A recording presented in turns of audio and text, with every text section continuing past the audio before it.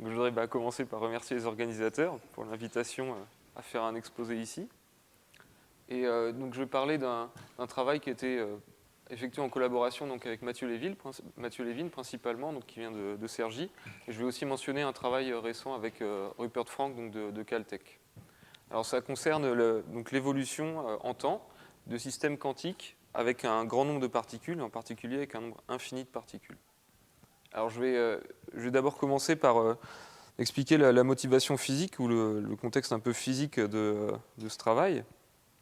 Alors, donc on s'intéresse donc à l'évolution de gaz de particules. Donc, on part d'un gaz homogène, là, ici. Donc, j'ai dessiné une boîte, mais il faut imaginer que ce gaz, il occupe tout l'espace euclidien, donc à d dimensions. On peut penser à dimension 3. Et ce gaz, il est homogène. C'est-à-dire, quel que soit l'endroit où je le regarde, d'accord, j'observe toujours la même configuration de particules, quelle que soit la boîte que je dessine ici. Alors, ce gaz, il est constitué de particules quantiques. Donc là, ici, si je zoome, je vois au niveau microscopique des particules quantiques qui vont interagir. Alors, plus précisément, via quelque chose qu'on appelle un potentiel d'interaction W, et qui va être ici à courte portée, c'est-à-dire uniquement les particules qui sont assez proches vont interagir. Alors, au temps initial, donc ce gaz-là, on va le perturber. Donc, par exemple, ici, donc, on effectue un trou. Là, dans ce gaz-là, on a enlevé des particules au milieu. On s'intéresse à l'évolution de cette configuration, si on part de cette configuration au temps initial. Donc, effectivement, les particules vont vouloir remplir ce trou. Il va y avoir des interactions entre les particules. Et la question, c'est de savoir si en temps grand, donc ces perturbations vont disparaître et si on va retourner vers le gaz homogène, donc invariant par translation, en temps grand. C'est une sorte, donc, on veut modéliser un certain phénomène de retour à l'équilibre, d'accord, en temps grand. Donc, ce qui est difficile dans cette étude-là, c'est qu'on a évidemment ce gaz, il est infiniment étendu, donc il a un nombre infini de particules. En particulier, il a aussi une énergie infinie, donc ça peut être propice à l'apparition de certaines instabilités. C'est pas tout à fait clair qu'on a ce phénomène de retour à l'équilibre en temps grand. Donc ça, c'est le contexte un peu physique de l'étude, le cadre physique, donc le retour à l'équilibre de gaz de particules de gaz avec un nombre infini de particules. Maintenant, je vais expliquer quel modèle mathématique on utilise pour décrire ce genre de phénomène.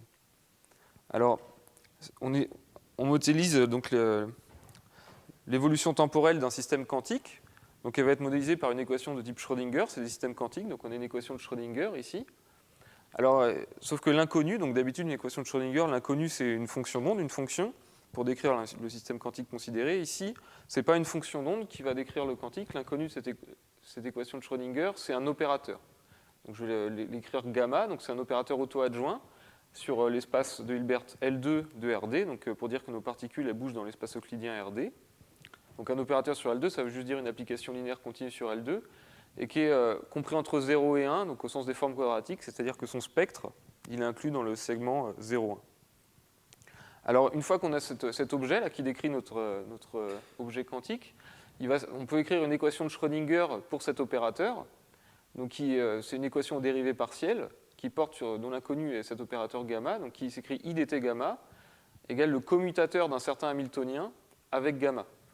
Alors, d'habitude, on a un Hamiltonien appliqué à une fonction d'onde. Là, quand on est dans le cas des opérateurs, on a le commutateur du Hamiltonien avec l'opérateur. Donc, cet Hamiltonien, il a une partie cinétique qui est représentée par l'opérateur différentiel, donc le moins laplacien, qui décrit l'énergie cinétique des particules, et une partie d'interaction, donc qui est modélisée par un potentiel d'interaction qui va être la convolution du potentiel d'interaction W, qui est le même que au transparent précédent, donc qui est une fonction fixe de RD dans R. Et on va penser que c'est une fonction qui est lisse et qui a la décroissance rapide, donc on pense que c'est une fonction, dans tout l'exposé, W, ça va être une fonction très, très, très, très régulière. Et donc, ici, l'interaction est de la forme W convolée avec un objet qu'on appelle ρ gamma, et ce ρ gamma, c'est une fonction de RD dans R qui représente la densité de particules, donc la densité classique de particules, si vous voulez. Gamma, c'est un objet quantique, un opérateur qui décrit la structure quantique du gaz. Et le ρ gamma, c'est un objet qu'on peut penser comme un objet classique qui représente la densité de particules du gaz. Alors formellement, elle est définie à partir de l'opérateur gamma en regardant le noyau intégral de gamma sur la diagonale x égale y, donc gamma en xx. Alors c'est une définition qui marche lorsque cette restriction de l'opérateur gamma, il a un noyau intégral et lorsque la restriction à la diagonale, la x égale y, fait sens. Mais en général, ce n'est pas vrai qu'un opérateur à un noyau intégral et encore moins qu'on peut prendre sur la diagonale. Donc ça, c'est une définition qui est en général formelle, enfin, qui va juste être valide pour le cadre qu'on présente juste après. Bien, donc ce qu'il faut retenir, c'est la densité de particules associée au système. Et donc là, elle apparaît donc dans l'interaction. C'est une interaction qui est moyennée, qu'on appelle une interaction de champ moyen. C'est-à-dire que les particules, elles interagissent uniquement via une particule voit uniquement le champ moyen qui est créé par les autres particules. Donc c'est une interaction qui est en quelque sorte moyennée. Alors ça, c'est l'équation de Schrödinger qu'on considère. Donc vous voyez que le hamiltonien, il dépend de la solution, dans le sens où le hamiltonien ici dépend de la solution via sa densité, ρ gamma. Donc c'est en ce sens-là que c'est une équation de Schrödinger non linéaire. Donc ça, cette équation-là, qu'on appelle l'équation de Hartree, on peut penser comme une équation de Schrödinger non linéaire, mais dont l'inconnu n'est plus une fonction, mais un opérateur. Alors, on se place dans le cadre d'équations de Schrödinger sur des opérateurs parce qu'elles sont tout à fait adaptées pour décrire justement des objets type des gaz de particules avec un nombre infini de particules. Alors pourquoi ? Alors on va s'intéresser à un certain type d'opérateurs, qui sont ces opérateurs de référence, gamma ref, qui vont représenter ces gaz de particules. Alors ici, ils sont d'une forme très particulière, donc c'est des fonctions de moins i nabla. Donc qu'est-ce que ça veut dire ? Ça, c'est juste des opérateurs de multiplication en Fourier. C'est-à-dire que quand je l'applique à une fonction phi, donc sa transformée de Fourier en un point xi de Rd, c'est juste le produit de G avec la transformée de Fourier de phi. Donc ça, c'est pour tout xi dans Rd et pour toute fonction L2. D'accord ? Cette notation, ça représente juste un opérateur, un opérateur linéaire qui multiplie dans le domaine de Fourier, donc dans les fréquences. Alors pour qu'un tel opérateur il soit compris entre 0 et 1, la fonction g doit être à valeur de 0,1 et on a des hypothèses d'intégrabilité de cette fonction g. Alors un tel opérateur, donc c'est un multiplicateur en Fourier, donc comme on sait qu'un produit en Fourier, donc quand je reviens en espace, ça revient à une convolution. Donc c'est un opérateur de convolution par la transformée de Fourier inverse de g. Donc en particulier, il a un noyau intégral qu'on pourrait écrire explicitement. Donc le noyau intégral de cet opérateur de référence en xy, c'est juste une fonction de x moins y. Ça, ce qui veut dire que c'est un opérateur de convolution. Donc en particulier, je peux calculer sa densité par la formule qu'on avait juste ici, c'est-à-dire prendre l'opérateur intégral sur la diagonale, et on trouve que comme c'est une fonction de x moins y, x moins y lorsque x égale à y, ça s'annule, ça vaut 0. Et donc en particulier, ça implique que la densité de particules d'un tel état, elle est constante. Donc elle est uniforme en espace. Donc autrement dit, ces opérateurs, qui sont des opérateurs invariants par translation, ils représentent des systèmes quantiques, enfin des gaz quantiques, tels que la densité est constante, enfin uniforme en espace. Donc c'est exactement les gaz homogènes qu'on avait au transparent précédent. Donc ces opérateurs-là, c'est des opérateurs naturels pour décrire un gaz de particules homogène qui occupe tout l'espace. Et alors, non seulement ils décrivent bien ces objets quantiques, mais en plus ils ont un rôle particulier vis-à-vis de cette équation de Schrödinger non linéaire. C'est-à-dire que ça va être des solutions stationnaires de cette équation de Schrödinger non linéaire. Donc qu'est-ce que ça veut dire ? Ça veut dire que si je prends donc, une fonction qui dépend du temps, mais qui est une constante en temps, c'est-à-dire qui est uniformément égale à cet état de référence, ça va être une solution de cette équation, donc qui ne dépend pas du temps. Alors pourquoi ? Il suffit de calculer ce commutateur. Donc là, c'est une fonction qui ne dépend pas du temps, donc sa dérivée en temps, elle est nulle. Et le deuxième terme de cette équation, il va être aussi nul. Alors pourquoi ? On calcule le commutateur de moins laplacien avec l'état de référence. Donc l'état de référence, c'est une fonction du laplacien. Enfin, c'est deux opérateurs de multiplication en Fourier, donc ils commutent toujours. Donc ce premier commutateur vaut 0. Et le deuxième commutateur, donc là, on fait la convolution d'une fonction très régulière avec une fonction constante. Donc ça donne encore une fonction constante. Donc en tant qu'opérateur de multiplication sur L2, c'est juste une homothétie. Donc elle commute avec n'importe quel opérateur. Donc ce deuxième commutateur, là, de cet opérateur-là avec cet opérateur-là, est aussi nul. Donc ça nous dit bien que les deux termes, là, ils sont nuls dans cette équation, et autrement dit, ça nous donne une solution de l'équation qui est indépendante du temps, donc c'est une solution stationnaire. Alors, il y a des exemples physiques de tels opérateurs. Là, on n'est pas obligé de se placer dans ce cadre abstrait. Là, il y a des opérateurs qui existent en physique. Donc, typiquement, l'archétype de tels opérateurs, c'est par exemple un projecteur spectral du Laplacien, jusqu'à un certain niveau de Fermi mu. Ça, c'est ce qu'on appelle la mer de Fermi à température nulle. On peut aussi un peu placer de la température dans le système, auquel cas, on a cette forme-là pour l'opérateur qui décrit notre gaz. Ça, c'est ce qu'on appelle un gaz de Fermi à température positive T. Et on peut aussi considérer par exemple des gaz de Boltzmann pour faire un peu l'analogie avec des équations cinétiques où on a une type gaussienne, d'accord, en type maxwellienne en laplacien. Bien. Et donc la question qu'on s'était posée au premier transparent, c'est-à-dire si on fait une petite perturbation au temps initial, est-ce qu'elle retourne vers l'état le gaz homogène en temps grand, bah, mathématiquement, ça revient à se poser la question de la stabilité asymptotique de ces solutions stationnaires. Donc plus précisément, on se donne une donnée initiale qui est de la forme l'état stationnaire plus une petite perturbation. Alors il faut expliquer un peu ce que c'est petit, dans quelle topologie, enfin, dans quel espace fonctionnel. La question c'est, est-ce qu'en temps grand, donc la solution de l'équation retourne vers l'état de référence lorsque le temps tend vers plus l'infini, c'est-à-dire est-ce que cette perturbation elle disparaît en temps grand. Bien, donc c'est le problème général qu'on veut aborder, et dans quel cadre, dans quelle topologie c'est vrai, et dans quel sens on a la convergence, on a ce retour à l'équilibre aussi, dans quelle topologie on a ce retour à l'équilibre. Bien.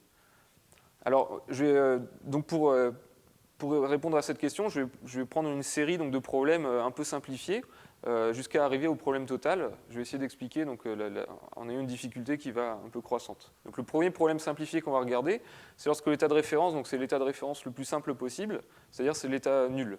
D'accord ? Donc on prend l'état de référence étant égal à 0. Donc ça veut dire que tout simplement on prend une donnée initiale qui est petite dans un certain sens. Est-ce qu'on retourne vers 0 en temps grand ? Donc ça, c'est la première question que je voudrais aborder. D'accord, donc on prend l'état de référence qui est égal à 0, et on va prendre une donnée initiale, donc qui est un opérateur initial donc qui est bien particulier, qui est un opérateur de rang 1. Alors je le note comme ça, donc U0, Q0, c'est un opérateur de rang 1. U0, c'est un élément dans son image, et pour dire que qu'il est dans l'image, d'accord, on utilise cette notation de Dirac, là, en bracket. Alors, donc, on considère notre équation de Hartree, où la donnée initiale, c'est un opérateur de rang 1, pour le premier cas simple. Alors, ce qu'on peut montrer, en fait, c'est que la solution de cette équation, elle reste de rang 1 en tout temps. Et si je pose U de t, d'accord, qui est un élément dans l'image, alors, en fait, U de t, il va évoluer sur une équation qu'on appelle aussi l'équation de Hartree, qui est peut-être une équation un peu plus usuelle, donc, dont on a l'habitude, c'est-à-dire c'est une équation, cette fois-ci, sur une fonction d'onde. Et donc elle prend cette forme-là, 1 mol Laplacien U plus la convolution de W avec U carré. Donc là, U carré, ça joue le rôle de la densité de particules associée à U, et de données initiales U0. D'accord ? Donc là, on voit que cette équation de Hartree pour des opérateurs, c'est une généralisation en fait, des équations de Schrödinger pour une fonction, d'accord ? Équation de Schrödinger non linéaire. Et le lien se fait en prenant une donnée initiale de rang 1. Et donc on a cette...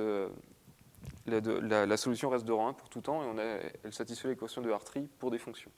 Alors la question, c'est donc, on s'était posé, si on part d'un état assez petit, est-ce qu'on retourne vers 0 en temps grand ?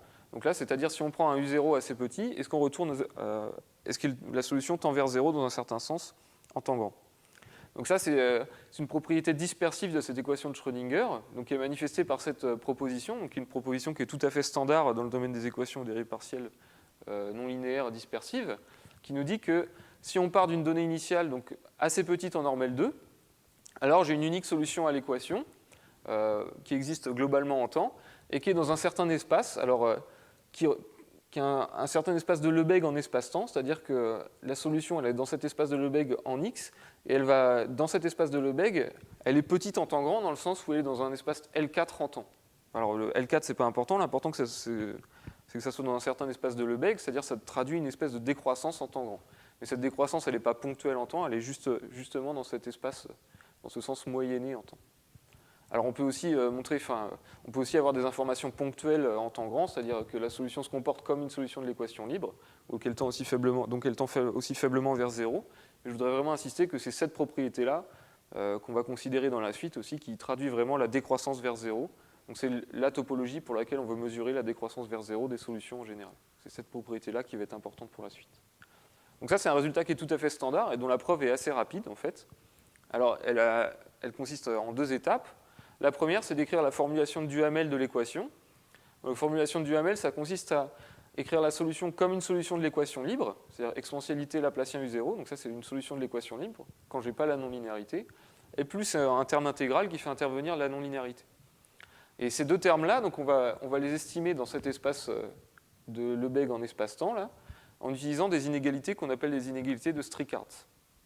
Alors l'inégalité de Strickhardt, déjà pour le premier terme linéaire, elle me dit exactement ce que je veux, c'est-à-dire que l'évolution linéaire est dans un espace de Lebesgue en espace-temps, donc a une décroissance en temps, et qui est contrôlée en plus explicitement par la normale 2 de la solution. Et elles me disent, les inégalités de Strickhardt me donnent une autre information, c'est-à-dire que le terme non linéaire, le terme intégral qui fait intervenir la non-linéarité, est aussi dans cet espace de Lebesgue en espace-temps, qui est contrôlé par par la même norme de Lebesgue de U au cube. Et le fait qu'on ait la même norme de Lebesgue de U au cube, ça nous permet de dire qu'on peut appliquer un argument de point fixe dans un cadre perturbatif pour obtenir le résultat. C'est-à-dire que si cette quantité-là est assez petite, alors effectivement j'ai une unique solution dans cet espace de Lebesgue en espace-temps. D'accord ? Donc là on a vraiment ce phénomène de retour vers 0 en temps grand pour les solutions de rang 1. Et ce qu'il faut remarquer, c'est que ça découle immédiatement des inégalités de Strickhardt dans un cadre avec un argument de point fixe dans un cadre perturbatif. Bien. Donc maintenant, on va s'intéresser à des perturbations un peu plus générales que ça, pas uniquement des perturbations de rang 1. Donc on reste dans le cadre où l'état de référence est 0, d'accord ? Donc on perturbe le vide, on perturbe l'état avec aucune particule. Et cette fois-ci, au lieu de prendre une donnée initiale qui est de rang 1, cette fois-ci, je vais prendre vraiment une donnée initiale un peu plus générale, c'est-à-dire une donnée initiale qui a des vecteurs propres et des valeurs propres. Donc je peux l'écrire comme une matrice de taille infinie, une matrice diagonale, donc lambda 1, lambda 2, lambda 3, d'accord, sur la diagonale, 0 ailleurs. Cette écriture en matrice, d'accord, elle est vraie dans la base, dans une certaine base orthonormée que j'appelle la base des UJ0. D'accord, donc je me donne des coefficients lambda j entre 0 et 1 pour que mon opérateur il soit entre 0 et 1. Et je me donne une base orthonormée UJ0 et je construis un opérateur de cette manière. D'accord, donc c'est l'unique opérateur qui a les lambda j comme valeur propre et les UJ0 comme vecteur propre. Alors de la même manière, je considère l'équation de Hartree avec cette donnée initiale.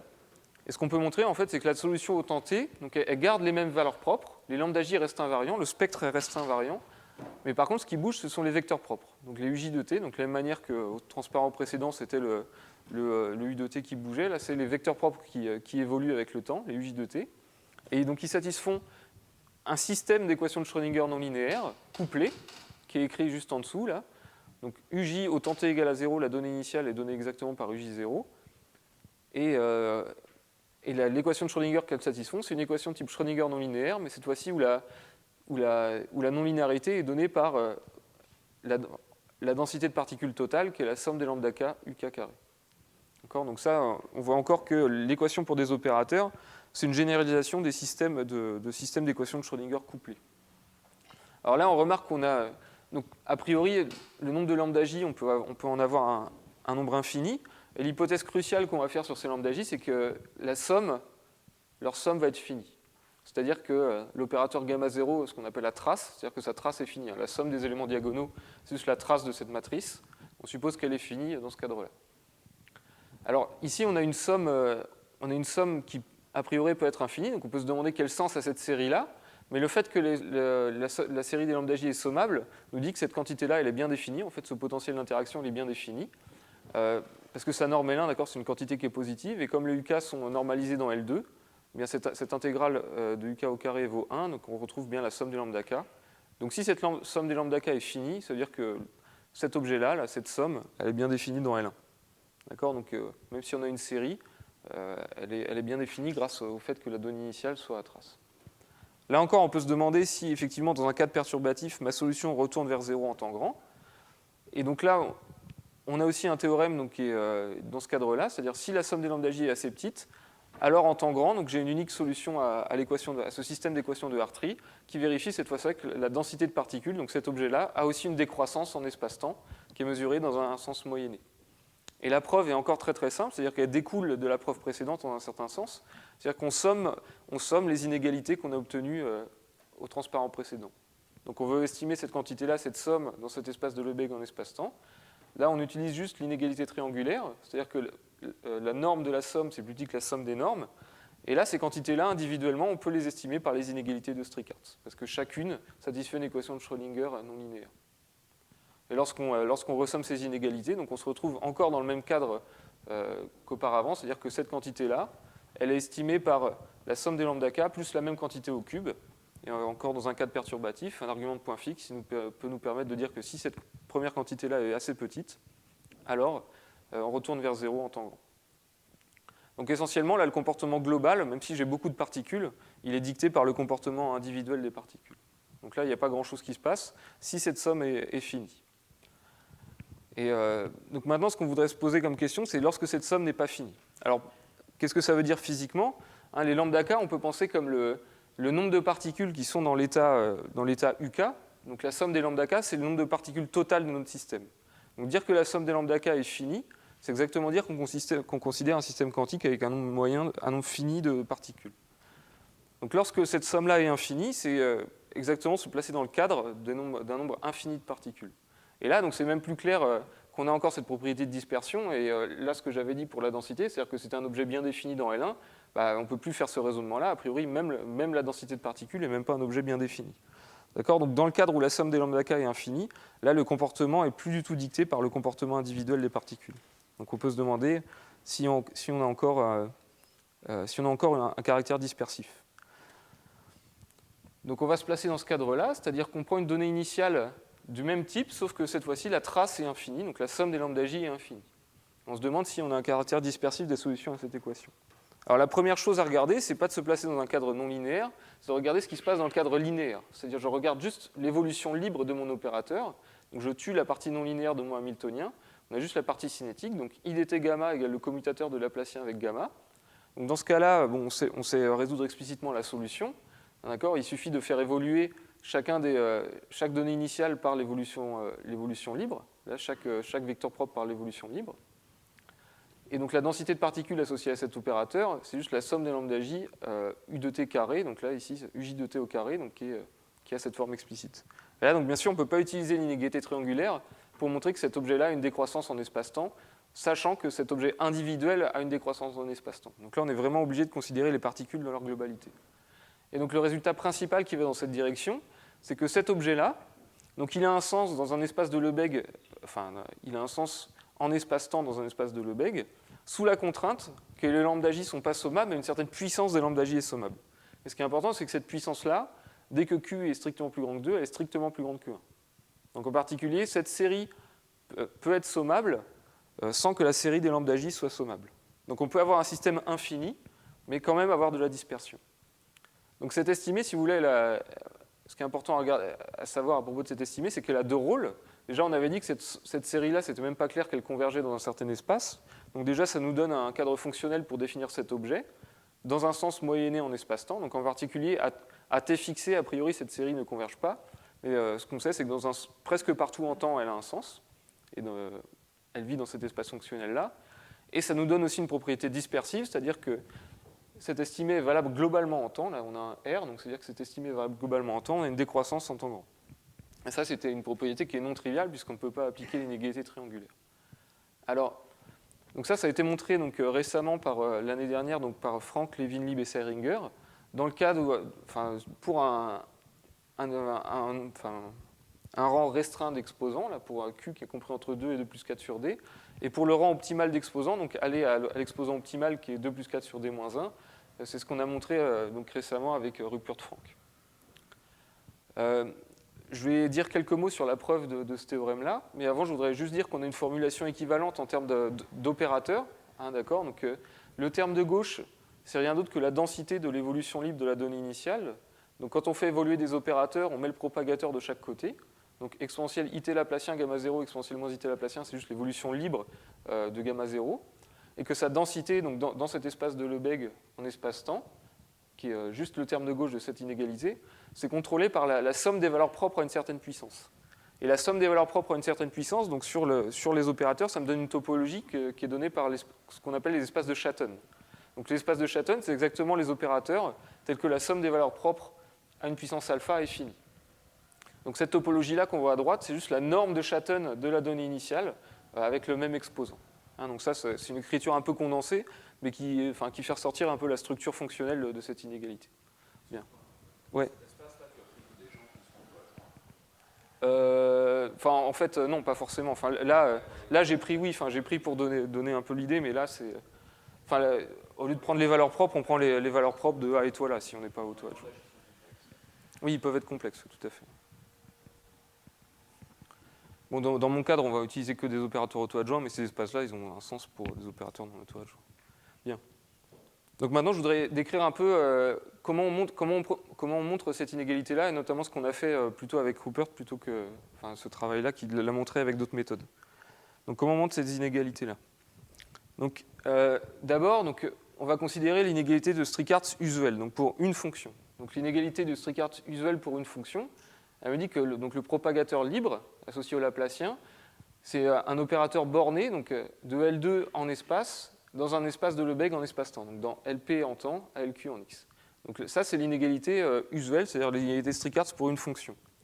Alors nous, on est dans un cadre d'opérateur, donc ça, on aime bien se placer dans un cadre hilbertien. Donc là, ici, on a un espace de Hilbert, mais ça, c'est pas un espace de Hilbert. Donc pour se ramener à un espace de Hilbert, on multiplie à droite par une fonction W, donc on le voit comme un opérateur de multiplication. Et le fait que cet opérateur-là soit borné de L2 dans LPQ, c'est équivalent au fait que cet opérateur-là, quand je multiplie par W, c'est un opérateur borné de L2 dans L2, mais cette fois-ci de L2 en espace dans L2 en espace-temps. C'est important qu'il y ait une dimension de plus ici. Et c'est contrôlé par quoi? Par la bonne norme de Lebesgue de W qui est donnée par l'inégalité de Hölder. Donc là, c'est la première remarque. On se place dans un cadre hilbertien, c'est-à-dire un opérateur borné de L2 dans L2, donc d'un espace de Hilbert dans un autre espace de Hilbert. Et le fait que cet opérateur-là soit borné de L2 dans L2, en fait, c'est équivalent, on va se placer dans le même espace de Hilbert, c'est-à-dire que si j'appelle ça l'opérateur T, que l'opérateur soit borné de L2 dans L2, c'est équivalent à dire que l'opérateur TT star est borné de L2 dans L2. Et lorsque j'écris l'opérateur TT star, donc il a exactement cette forme-là, donc là, c'est dans le sens où c'est un opérateur en espace-temps, d'accord, qui agit sur L2 en espace-temps et qui a cette forme-là. Donc l'inégalité de Strichartz usuelle, elle est exactement équivalente au fait de dire que cet opérateur-là, il est borné de L2 dans L2 et qu'on a une borne en fonction de la norme de W. Et ce qu'on peut en fait montrer, c'est que l'inégalité de Strichartz pour des systèmes orthonormés, il est équivalent en fait à ce qu'on appelle la formulation duale de l'inégalité de Strichartz, qui est que ce même opérateur, il n'est pas seulement borné de L2 dans L2, mais en fait il est dans un espace de Shatton. Donc ça veut dire qu'on a une propriété un peu plus fine de l'opérateur, que ce n'est pas quelque chose juste de borné, on décrit en fait ses valeurs propres, c'est un opérateur compact, et ses valeurs propres ont une certaine vitesse de convergence vers 0. Donc c'est une autre manière de voir la généralisation de ces inégalités de Strichartz, c'est en termes de description plus fine du spectre de ce type d'opérateur-là. Donc c'est cette propriété-là qu'on doit montrer, et enfin je ne décris pas pourquoi cette propriété-là elle est équivalente à l'inégalité de Strichartz que j'ai montré au transparent précédent, mais le fait qu'elle soit équivalente, c'est là qu'on utilise vraiment la propriété que les fonctions sont orthonormées. D'accord ? Dans la suite, on ne va pas voir la propriété qu'elles sont orthonormées, mais dans le fait que ces deux trucs soient équivalents, c'est là qu'on utilise le caractère orthonormé. Alors, comment on montre cette inégalité-là ? On reprend ce qu'on a fait, donc c'est reprendre la preuve originale de Strichartz, donc en 77. Donc comment Strichartz montrait ces inégalités-là, en fait ? Il utilisait une méthode d'interpolation complexe. C'est-à-dire que cet opérateur, là, le exponentiel it-s laplacien, en fait, il l'injectait dans une famille analytique d'opérateurs. D'accord ? Donc il généralisait en fait ces opérateurs-là. Donc là, j'ai une famille GZ, donc indicée par un paramètre complexe Z, qui est définie sur une certaine bande dans le plan complexe, et tel que l'opérateur que l'on veut estimer, il soit au milieu de cette bande. Et pourquoi on fait ça ? Donc c'est histoire de régulariser notre opérateur. Donc l'opérateur qu'on veut regarder là, c'est un opérateur qui est assez singulier. Le exponentiel it-s laplacien, c'est quelque chose qui est très singulier. Donc on a envie de le régulariser en l'injectant dans une famille d'opérateurs. Alors la famille est définie sur une bande dans le plan complexe. Donc voilà, qui est définie en -1. Et là j'ai -1, -d sur 2. Donc j'ai une famille d'opérateurs qui est définie là-dessus. Et ici, en -1, donc on a mon opérateur que l'on veut estimer en norme LP, donc exponentielle it-s laplacien. Et donc la méthode d'interpolation complexe, c'est un peu inspiré de la méthode du lemme des trois droites ou du théorème de Ristorin, c'est-à-dire qu'on a juste besoin d'estimer la famille d'opérateurs sur ces deux droites-là pour obtenir une estimée au milieu. D'accord ? Donc ça utilise vraiment le caractère analytique de la solution. Donc ce que Strichartz il montre, donc c'est pour une famille bien choisie. En fait, sur cette droite-là, l'opérateur il va être borné de L2 dans L2, donc en espace-temps, toujours, et que sur cette droite-là, il va être borné de L1 dans L infini. D'accord, donc de L1 en espace-temps dans L infini. Et ça, en montant juste des propriétés donc sur ces droites, donc très loin de l'opérateur de référence, en fait, en utilisant juste le caractère analytique, on obtient que cet opérateur-là, du coup, est borné de LP prime, avec un P bien choisi. D'accord, donc c'est ce que j'ai écrit là. Ici, donc, on a une estimée sur la droite de gauche, IS, c'est la droite de gauche, bornée de L2 dans L2. La droite de gauche, c'est de L1 dans L infini. Et on obtient une estimée de LP dans LP' qui est écrit ici. Donc ça, c'est la preuve originale de Strichartz, pour montrer les inégalités de Strichartz pour une fonction. Et nous, ce qu'on a fait, c'est généraliser cette procédure d'analyse complexe au cadre des opérateurs, donc dans un cadre Schatten, et on l'a généralisé de la façon suivante. Donc, cette fois-ci, notre opérateur, sur cette droite-là, il va être borné de L2 dans L2. Et alors, par une estimée de W, là, si vous voyez, cette estimée-là, elle découle très facilement de ces estimées-là.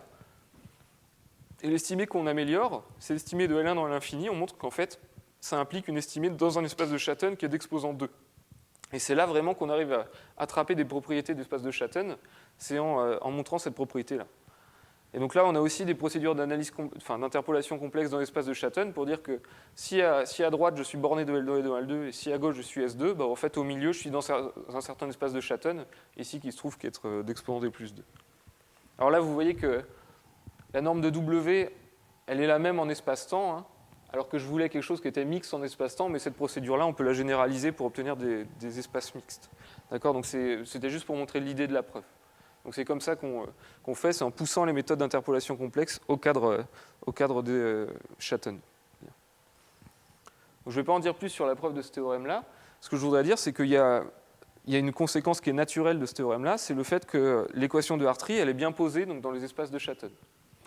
Donc si je me donne une donnée initiale qui est dans un espace de Schatten d'exposant strictement plus grand que 1, donc là je rappelle que dans ce cadre-là, la densité d'un tel opérateur n'est pas quelque chose de bien défini en général, mais les inégalités de Strickart, ça nous donne un sens à la densité de tels opérateurs le long du flot linéaire. Et en fait, ce qu'on peut montrer, c'est que ça garde un sens le long du flot non linéaire, et que l'équation non linéaire donc, est bien posée dans cet espace de Schatten, sous la contrainte que la densité est dans un espace de Lebesgue en espace-temps. Alors comment on montre ce théorème-là ? Ça découle tout simplement des inégalités de Strickart et du principe du Hamel. Et le fait que les solutions soient globales en temps, ça provient du fait que cette norme de Schatten, elle est conservée le long du flot. Hein, comme ça, donc, on obtient des solutions globales très naturellement. Le problème, c'est qu'a priori, donc en temps, on n'a pas de décroissance en temps, dans le sens où cet espace de Lebesgue, il est uniquement local en temps. Donc ça ne nous donne aucune information en temps grand, ce théorème-là. Donc la question, c'est de savoir, est-ce que dans un cadre perturbatif, on tend aussi vers 0 ? Donc est-ce qu'on peut enlever le loc, là, ici ? Est-ce qu'on a vraiment une propriété de décroissance en temps grand, quitte à prendre des données initiales petites ? Alors ici, on va voir que ce n'est pas aussi facile que dans le cadre des fonctions, et pour la raison suivante.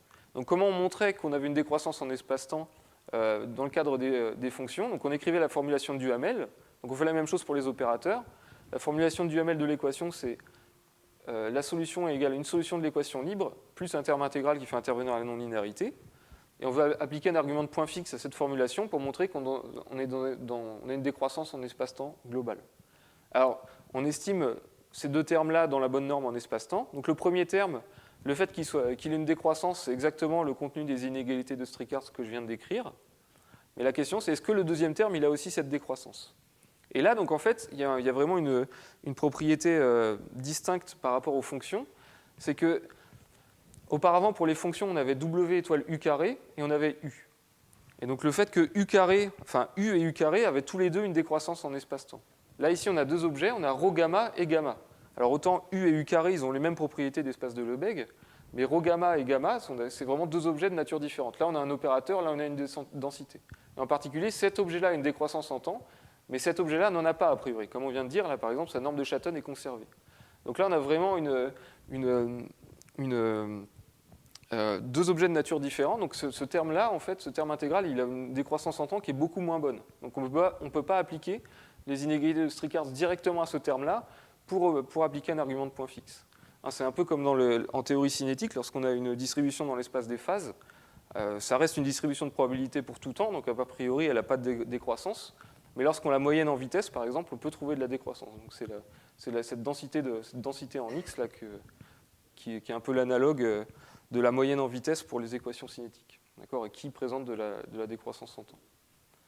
Donc il faut surmonter ce problème-là. Et on introduit une nouvelle méthode pour surmonter ça. Donc le résultat qu'on obtient, c'est exactement le résultat qu'on espère, c'est-à-dire sous une hypothèse de données initiales assez petites, donc ici mesurée dans un espace de Schatten, alors on a une décroissance en espace-temps, donc globale en espace-temps, dans cet espace de Lebesgue. Et ce qui est important donc, conceptuellement ici, c'est que même si on est petit dans cet espace de Schatten, comme l'exposant de Schatten est strictement plus grand que 1, le fait que la trace est infinie, c'est autorisé. Donc on a le droit de faire une perturbation vraiment très grande de notre système au temps initial, une perturbation avec un nombre infini de particules. Donc comme on a dit tout à l'heure, on écrit pour montrer ce résultat-là, donc on veut utiliser un argument de point fixe, on écrit la formulation de Duhamel. Donc là j'ai utilisé un raccourci de notation, c'est-à-dire que V, c'est ce que j'appelle le potentiel engendré par la densité de particules, donc c'est W étoile rho gamma. Et je vous rappelle que le problème ici, c'est que cette quantité-là décroît en temps, mais celle-là ne décroît pas en temps. Donc a priori, cette quantité totale a une mauvaise décroissance en temps. Mais on va utiliser une propriété importante, c'est que gamma de S, ce n'est pas n'importe quel opérateur, c'est une solution de l'équation. Donc en particulier, gamma de S, on connaît son expression, elle est donnée par l'équation ici. D'accord ? Donc on va réinjecter l'expression de gamma de S qui est donnée par l'expression de Duhamel. Donc gamma de S, c'est égal à cette formule-là. Je le réinjecte dans l'équation. Et donc je vais trouver un terme qui fait intervenir uniquement la donnée initiale, puis un deuxième terme. Donc là, j'arrive à une équation avec 3 termes. Puis il y a encore un terme qui fait intervenir cette quantité-là, donc je réinjecte encore cette quantité-là. Et en itérant cette procédure un nombre infini de fois, on arrive à une série sur la densité. Et l'avantage de cette série, c'est qu'elle ne fait intervenir que la densité de particules, donc que des quantités qui décroît en temps. Et l'opérateur en tant que tel, la structure quantique de l'opérateur, elle n'apparaît que via sa donnée initiale. Donc là, en écrivant cette série, donc c'est une série de Dyson, quand on identifie les termes, quand on fait le développement infini, en fait, ça nous permet d'utiliser vraiment la structure de l'équation le plus possible, c'est-à-dire qu'on a toujours utilisé que l'opérateur gamma de S n'était pas un opérateur n'importe lequel, c'était une solution de l'équation. Alors ici, c'est une série à double indice, donc on somme sur tous les entiers positifs. Les opérateurs qui apparaissent là, c'est ce qu'on appelle des opérateurs d'onde, et ils ont cette expression. Et donc pour montrer la décroissance, donc il faut maintenant estimer tous ces termes-là. Donc l'avantage, c'est qu'ils ne dépendent que de termes qui décroissent en temps. Mais maintenant, ce qu'on a perdu, c'est qu'il faut en estimer un nombre infini. Et donc ce qu'on montre, c'est des inégalités un peu de Strickhardt généralisées, donc, dont la preuve en fait, est très proche de la preuve des estimées de Strickhardt linéaires, entre guillemets. C'est des nouvelles estimées de Strickhardt qui portent sur ces opérateurs généralisés avec l'opérateur d'onde. Et en fait, ce qu'on peut montrer, c'est qu'elles sont dans cet espace de Lebesgue, qu'on estime aussi par une quantité elle-même, donc ce qui est propice à un argument de point fixe, et aussi qu'on a une décroissance en n et m, ce qui va permettre de sommer cette série-là, en fait, de montrer que cette série est absolument convergente dans cet espace-là. Et le fait qu'on a cette décroissance en m et m, elle provient du fait qu'on intègre en fait sur des temps, tous les temps sont ordonnés là ici. D'accord ? Donc T1 est toujours plus petit que T2, T2 est plus petit que T3, et jusqu'à Tn-1 est plus petit que Tn. Ça veut dire qu'on intègre en fait sur un simplex, et on sait bien que les volumes des simplex, d'accord, en dimension n, ils décroissent en factoriel n. Donc c'est le fait qu'on intègre sur des temps ordonnés ici, ça nous permet de ressommer la série dans le sens où on obtient des décroissances en factoriel n ensuite. Donc on voit bien que dans le cadre de nombres infinis de particules, ici, on est obligé d'introduire des nouvelles méthodes pour vraiment exploiter la décroissance en temps au maximum, quoi. Et que ces méthodes sont vraiment très distinctes du cas d'un nombre fini de particules ou même d'une particule. Pardon ? C'est ρ, ça veut dire la densité de cet opérateur-là. Donc ça, c'est un opérateur, la densité de cet opérateur-là. D'accord ? Bien. Donc maintenant, ça, c'était le cas où là, j'ai uniquement considéré le cas où le gaz de référence, c'était le vide, hein, où il n'y avait aucune particule. Donc là, on peut vraiment s'attaquer au cadre que je voulais décrire, c'est-à-dire le gaz avec un nombre infini de particules, donc le gaz non trivial. On se demandait si on part proche de ce gaz-là, si on retourne vers l'état homogène en temps grand. Donc c'est le contenu de ce théorème-là, qu'on a montré avec Mathieu Levin. Donc c'est fait en dimension d'espace d égale 2. Hein. Je vais expliquer pourquoi on peut se restreindre qu'au cas d égale 2. Enfin, on a pu faire que ce cas-là. Donc le cadre, on se donne un potentiel d'interaction qui est lisse à décroissance rapide. On se donne aussi une distribution de vitesse, là, notre état de référence, donc qui est une fonction de moins i gradient, qui est aussi lisse et à décroissance rapide, hein, très gentille. Et aussi, hypothèse importante, qu'on a besoin qu'elle soit radiale et strictement décroissante. D'accord ? Il y a une hypothèse sur la linéarisée de cette équation, donc je vais dire que l'état de référence est linéairement stable. Ça aussi, je vais expliquer ce que ça veut dire au transparent prochain. Alors, sous toutes ces hypothèses sur le potentiel d'interaction et la distribution de vitesse, on a exactement le théorème qu'on veut, c'est-à-dire, dans un cadre perturbatif, si je pars d'une donnée initiale qui est assez proche de mon gaz homogène, alors assez proche dans une topologie de Schatten, on a une décroissance en espace-temps, donc de la densité vers la densité constante. D'accord ? On est capable aussi de donner des informations donc, ponctuelles en temps sur l'opérateur, c'est-à-dire que la différence de l'opérateur au temps t avec le gaz uniforme, ça se comporte en fait comme une solution de l'équation libre. C'est-à-dire qu'autour du gaz uniforme, là, on disperse vers 0 comme une solution de l'équation libre. C'est un résultat de type diffusion, donc de résultat de scattering. Bien. Mais vraiment, le résultat le plus important, qui nous donne, qui implique celui-là, c'est la décroissance en espace-temps de la densité vers la densité constante. Juste la remarque, c'est que là, on est proche, en topologie de Shatton 4 tiers, donc en particulier 4 tiers, c'est strictement plus grand que 1. Donc qualitativement, ça veut dire qu'on peut faire une perturbation assez violente de notre gaz au temps initial, c'est-à-dire qu'on peut bouger un nombre infini de particules en particulier. C'est que cette différence, elle peut être infinie en norme S1, mais petite en norme S4 tiers. Bien. Alors, comment on montre ce théorème-là? On pense que, déjà, ce qu'on écrit, c'est l'équation réduite sur la solution. Donc, gamma t, on pense qu'au temps t, c'est toujours une perturbation assez petite de l'état de référence. Donc, cette perturbation, on va l'appeler Q de t, et on écrit l'équation que Q de t vérifie. Alors, Q de t, au temps initial, ça va être quelque chose de très régulier, c'est-à-dire dans un Shatton d'exposant 4 tiers, qui est similaire au cadre que j'avais présenté précédemment. Et l'équation sur Q, donc on voit qu'elle est identique en fait à l'équation de Hartree qu'on avait précédemment. On a juste un terme en plus. Si ce terme-là, je l'efface, j'ai exactement l'équation de Hartree que j'avais présentée au transparent précédent. Et on sait que sans ce terme-là, si Q0 est assez petit, on a une dispersion vers 0. Donc tout l'effet du gaz, il est uniquement présent dans ce terme-là.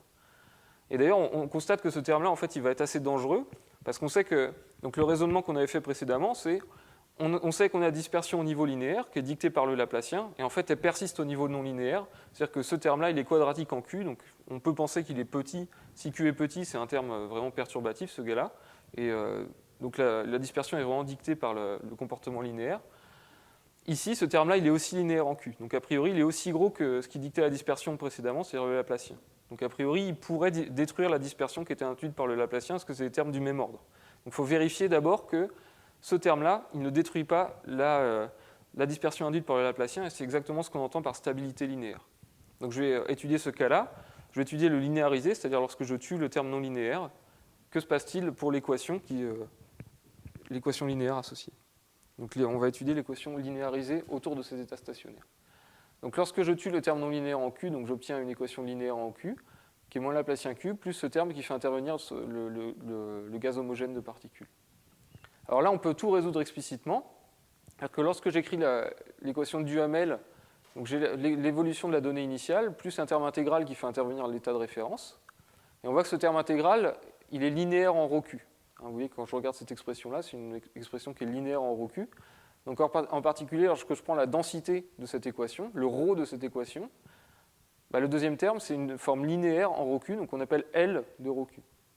Donc alors, je prends la densité de cette équation, je trouve à gauche ρ Q égale le ρ de ce terme-là, plus le ρ de ce terme-là, et le ρ de ce deuxième terme, j'appelle ça L de ρ Q. Et en particulier, on voit que cette équation-là, si l'opérateur 1 plus L est inversible, donc je peux le passer à gauche et diviser par inverser cet opérateur pour obtenir que ρ Q, en fait, la densité de la solution, c'est cet opérateur inversé fois la densité de la solution de l'équation libre. En particulier, on sait que la densité de la solution de l'équation libre tend vers 0, elle a une décroissance en espace-temps, ce sont les inégalités de Strickhartz. Donc pour que cette solution ait aussi une décroissance en espace-temps, il suffit que cet opérateur soit inversible. Alors cet opérateur 1 plus L, là, L plus précisément, on peut le calculer explicitement à partir de cette forme-là, et on peut montrer en fait que c'est un multiplicateur de Fourier en espace-temps, donc par une fonction qui est, alors ici, juste un point de notation, donc oméga, c'est la variable de Fourier qui est associée au temps, et k, c'est la variable de Fourier qui est associée à x. D'accord, donc c'est mes notations ici. Et donc L, c'est un multiplicateur de Fourier en espace-temps par une fonction qui est la transformée de Fourier du potentiel en k, fois une fonction universelle qui dépend uniquement de la distribution de la fonction g, donc qui est la distribution de vitesse du gaz homogène. Alors on peut la tracer explicitement, cette fonction-là, on peut la calculer, elle a cette forme-ci. Et c'est une fonction en fait, qui est bien connue dans la littérature de physique de la matière condensée, qui s'appelle la fonction de Lindhard.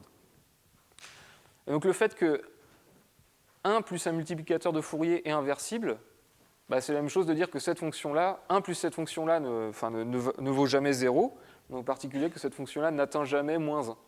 D'accord, donc on a besoin de critères pour savoir quand est-ce que cette fonction-là n'atteint jamais moins 1, de telle manière à ce que cet opérateur-là soit inversible sur un espace de Lebesgue en espace-temps. Donc c'est ce qu'on a montré, c'est-à-dire que si G est radiale strictement décroissante, alors l'opérateur 1 plus L il est inversible sur cet espace L2 en espace-temps. sous une condition de petitesse qui a cette forme-ci. Alors, pour comprendre mieux cette condition de petitesse, on peut se placer dans le cas où, donc là on a la partie négative de la transformée de Fourier du potentiel, on peut se placer dans le cas où la transformée de Fourier du potentiel est positive, ce qui correspond physiquement à des interactions répulsives. Donc dans le cas des interactions répulsives, on s'attend à ce que le système relaxe encore plus facilement vers l'équilibre. Et pourtant, donc là, on a quand même une propriété qui persiste. Donc, dans le cas où W chapeau est positif, cette quantité-là, c'est nul, hein, parce que la partie négative est juste nulle. On a quand même une hypothèse de petitesse qui persiste, qui est le fait que la transformée de Fourier en 0 doit être, fois une certaine fonction de G doit être nulle. Et ça provient vraiment de la structure du gaz. Et ça vient du fait que, alors, si on regarde cette fonction-là, si W chapeau est positif, une condition suffisante pour que 1 plus cette fonction soit inversible, ça serait que, par exemple, si cette fonction-là était positive aussi. Si Mg était positive, à ce moment-là, le produit de ces deux fonctions-là serait positif, et 1 plus une fonction positive, c'est bien sûr inversible. Et pourtant, donc, on peut la tracer, cette fonction qui dépend de G, et constater qu'au voisinage de 0, elle prend des valeurs négatives. D'accord ? Donc même dans le cas répulsif, où la transformée de Fourier du potentiel est positive, il y a une condition de petitesse qui persiste pour contrôler ces valeurs négatives en 0, d'accord, qui peuvent créer des instabilités. Et enfin, je voudrais insister sur l'hypothèse que G doit être radiale décroissante. Donc ça implique qu'on ne peut pas l'appliquer au cadre de la mer de Fermi à température nulle, hein, que je vous rappelle, c'était un projecteur spectral, donc c'était une fonction qui valait 1 puis 0. C'est bien une fonction radiale, mais elle n'est pas strictement décroissante, hein, d'accord, elle est constante sur des gros ensembles. Donc en particulier, on peut montrer que dans le cas de la mer de Fermi à température nulle, qui est un état quand même physiquement très naturel, elle est instable linéairement, c'est-à-dire que cet opérateur-là, 1 plus L, n'est pas inversible sur L2. Donc là, la question naturelle, c'est de savoir s'il y a une instabilité qui se cache derrière dans un cadre non linéaire, et c'est une question à laquelle on ne sait pas répondre encore. Donc la conclusion de ce transparent, c'est que sous ces hypothèses de petitesse entre G et W, cette relation entre G et W, eh bien, ce deuxième terme qui dépend du gaz ne tue pas la dispersion induite par le Laplacien. Donc les solutions de cette équation-là aussi ont une décroissance en espace-temps en temps grand. Maintenant, ça c'est juste pour l'équation linéarisée. Donc qu'est-ce qui se passe lorsqu'on ajoute finalement, lorsque vous considérez l'équation totale avec le terme non linéaire? Donc on a montré la stabilité linéaire, maintenant on voudrait savoir si ça implique la stabilité non linéaire. Alors, la stratégie globale, c'est toujours la même. On va appliquer un argument de point fixe donc sur la différence de la densité de la solution avec la densité constante du gaz pour montrer qu'elle a une décroissance en espace-temps, donc elle appartient à cet espace-là. Alors, de la même manière, la stratégie est identique à ce que j'ai expliqué auparavant, c'est-à-dire qu'on écrit l'équation du Hamel qu'on itère pour obtenir une série de Dyson sur le potentiel qui a cette forme-ci. Donc c'est la même série de Dyson qu'auparavant. La seule différence, c'est qu'avant, notre opérateur gamma 0 appartenait à un espace de Schatten, mais maintenant, gamma 0 n'appartient plus à un espace de Schatten, c'est l'état de référence plus quelque chose qui appartient à un espace de Schatten. Donc c'est la différence avec le cadre précédent. Mais ce qu'on peut remarquer quand même, c'est que lorsque gamma 0, c'est une somme de deux termes, donc en particulier, tous les termes de cette série qui font intervenir uniquement Q0. Donc Q0, lui, il est dans un espace de Schatten, on les a déjà estimés, en fait. On les a déjà estimés il y a 3 slides. Donc tous les termes avec ce terme-là, on les a déjà traités, on sait estimer toutes les densités, on a une décroissance en espace-temps, on a une suite de décroissance en N et M. Donc il nous reste juste à traiter, en fait, les termes qui font intervenir le gaz. Donc lorsque j'ai gamma 0 ici qui est remplacé par gamma ref. Alors ces termes-là, on les groupe donc, selon les valeurs de N plus M, pour les comprendre. Alors, il y a un premier cas, c'est lorsque N plus M égale à 0, donc N et M sont des entiers, donc N plus M égale à 0, ça veut juste dire que N égale à 0 et M égale à 0. Dans ce cas-là, les opérateurs d'onde, en fait, c'est juste l'identité. Donc là, lorsque ces opérateurs-là sont remplacés par l'identité, on voit que cet opérateur, en fait, cette densité, c'est uniquement la densité du gaz libre. Donc ça, c'est bien, parce que ce qu'on veut estimer, c'est la différence de ρ gamma avec ρ gamma ref. Donc ce terme-là, on le passe à gauche dans l'équation, pour obtenir ρ gamma moins ρ gamma ref. Donc je le passe de ce côté-là de l'équation, et j'ai bien le terme que je veux estimer par un point fixe. Donc N plus M égale à 0, c'est bon, c'est juste la densité du gaz uniforme. Maintenant, N plus M égale à 1. Donc là, on a deux termes dans cette équation, donc on a N égale à 1, M égale à 0, et M égale à 1, N égale à 0. Donc dans ce cas-là, on voit qu'il y a toujours un des deux termes, un des opérateurs d'onde qui est égal à l'identité, et en particulier, on voit qu'on a une application qui est linéaire en V. Cette application-là, elle est linéaire en V, sous cette contrainte-là. Et V, je vous rappelle que c'est W étoile ρQ. Et ce qu'on peut montrer, en fait, c'est une application qui est linéaire en V, donc qui est linéaire en ρQ. Et en fait, c'est l'application L qu'on avait définie au transparent précédent. Donc cette application L, elle vérifie que sous les hypothèses de stabilité linéaire, 1 plus L était inversible. Donc en particulier, ce terme-là aussi, il est déjà traité dans le sens où on va le passer à gauche et on va diviser par 1 plus L pour obtenir... et 1 plus L, on sait qu'il est inversible sur L2. Donc ça, ce terme-là va aussi induire de la dispersion. Donc maintenant, il faut s'intéresser aux valeurs de n plus m qui sont plus grandes. Et ce qu'on peut montrer, en fait, c'est que lorsque n plus m est grand, donc ici grand, ça veut dire 3, hein, on a une estimée aussi uniforme, une estimée dans un espace L2 en espace-temps, et aussi avec une décroissance en n et m. Donc là aussi, on est dans un cadre, c'est aussi des inégalités de Strickart en fait un peu généralisées, hein, ce type d'estimées, qui nous permettent de sommer en fait cette inégalité-là. Et ici le 3, j'insiste sur le 3. Alors 3 ici on est dimension 2. 3 en fait, il faut vraiment le voir comme d plus 2. C'est-à-dire qu'en dimension d quelconque, on a la même estimée, mais pour n plus m qui est plus grand que d plus 2. Donc là on voit en fait qu'on a des termes d plus 1, pardon. On a des termes qu'on peut traiter quand n plus m est grand. Mais il nous reste tout un tas de termes à traiter qui sont les valeurs de n plus m qui vont de 2 jusqu'à d. D'accord ? Donc plus la dimension est grande, plus on a de termes spécifiques à traiter. Et en dimension 2, donc en particulier, on n'en a qu'un seul, si n plus m égale à 2. Et là, donc, on n'a pas le choix, on est obligé de le calculer explicitement et de faire une estimée spécifique pour l'estimer. Mais en dimension d plus grande que 3, ce terme-là, déjà, on ne sait pas l'estimer. Il faudrait estimer le terme n plus m égale à 3, ce qu'on ne sait pas faire non plus. Donc là, je pense que c'est vraiment un obstacle technique. Hein. Il faut vraiment réussir à les estimer, ces termes-là, mais le théorème doit aussi être vrai en dimension supérieure, en dimension plus grande que 2. Donc, on voit exactement ce qu'on a à traiter si on a un nombre fini de termes à regarder et à estimer. Donc voilà, avec toutes ces estimées-là, on peut appliquer un argument de point fixe à cette série et obtenir une décroissance en espace-temps dans un cadre perturbatif. Donc c'est comme ça qu'on montre le théorème. Donc pour finir, je voudrais conclure en disant que on a montré la stabilité asymptotique pour des systèmes quantiques avec un nombre infini de particules en interaction. Et pour ça, donc, on a utilisé des outils d'équation d'irréversibilité partielle non linéaire, mais adaptés au cas des opérateurs, qui est naturellement lié au cas des systèmes quantiques avec un nombre infini de particules. Donc les perspectives qui sont naturelles, qui sont associées, hein, bien sûr, donc c'est ce que j'avais dit, l'instabilité de la mer de Fermi à température nulle. Est-ce qu'on peut la montrer dans un cadre non linéaire? Est-ce que c'est juste un phénomène linéaire ou est-ce que ça se porte aussi au cadre non linéaire? Dans notre travail, on a toujours considéré que le potentiel d'interaction, c'était quelque chose de très lisse et de très régulier, qui était très régularisant en particulier, mais il y a un certain nombre de potentiels d'interaction qui sont naturels à regarder physiquement, qui ne sont pas aussi réguliers, qui sont le potentiel de Coulomb, par exemple, ou une mesure de Dirac, pour aboutir à l'équation de Schrödinger non linéaire, qui est bien connue dans la communauté d'équations dérivées partielles non linéaires. Et ces deux non-linéarités-là, ça serait intéressant de porter ces travaux dans ce cadre-là pour savoir si on a toujours cette stabilité asymptotique ou même des résultats de caractère bien posés, localement ou globalement, ça serait intéressant. Et enfin, dernière question, c'est on a utilisé une équation de Hartree pour modéliser l'évolution des systèmes quantiques infinis. La question, est-ce que cette équation, on peut la dériver à partir de systèmes, à partir d'équations plus fondamentales, comme par exemple les équations de Schrödinger, linéaires, donc à plusieurs corps. Est-ce qu'on peut dériver ces équations de Hartree? Ça, c'est quelque chose qui est bien connu dans le cadre des systèmes finis, mais dans le cadre des systèmes infinis, c'est encore complètement ouvert. Donc voilà, ça serait très intéressant à comprendre. Donc je vais m'arrêter là, je vous remercie pour votre attention.